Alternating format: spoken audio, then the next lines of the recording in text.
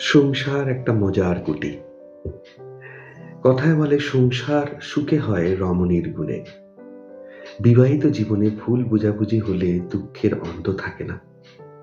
ঠাকুর ও মা গৃহস্থ পরিবারদের সামনে সেই আদর্শ বিবাহিত জীবন দেখিয়ে গেছেন। দিব্যভাবে মাতোয়ারা স্বামীকে মা কিভাবে সামলাতেন, একটা ছবি।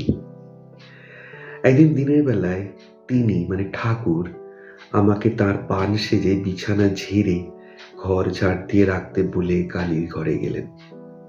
আমি তাড়াতাড়ি পান সেজে বিছানা ঝেড়ে ঘর ঝাড় দিচ্ছি, কখন যে তিনি ফিরে এসেছেন জানতে পারিনি।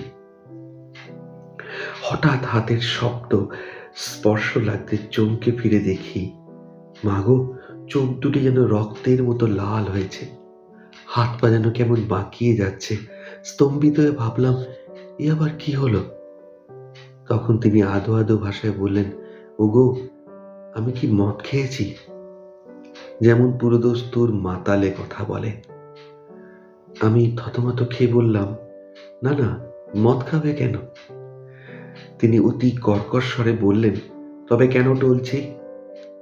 তবে কেন কথা কইতে পারছি না? আমি মাতাল।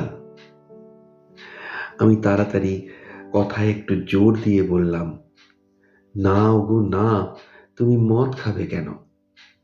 তুমি মা কালীর ভাবামৃত প্রাণ করেছ। তারপর তিনি আনন্দ করে বললেন, ওগো, ঠিক বলেছ, ঠিক বলেছ। কিছুক্ষণ পরে আবার সহজ মানুষটি হলেন। আমিও নহবতে ফিরে গেলাম। আমরা সবাই এই জগৎ সংসারে বাস করি।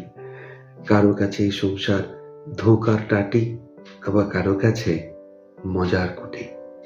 ঠাকুর ও মাই মজার কুটিতে বাস করে দেখিয়ে দিয়ে গেছেন যে কিভাবে সংসারকে মজার কুটিতে পরিণত করতে হয়। জয় ঠাকুর, জয় মা, জয় মা দুর্গা।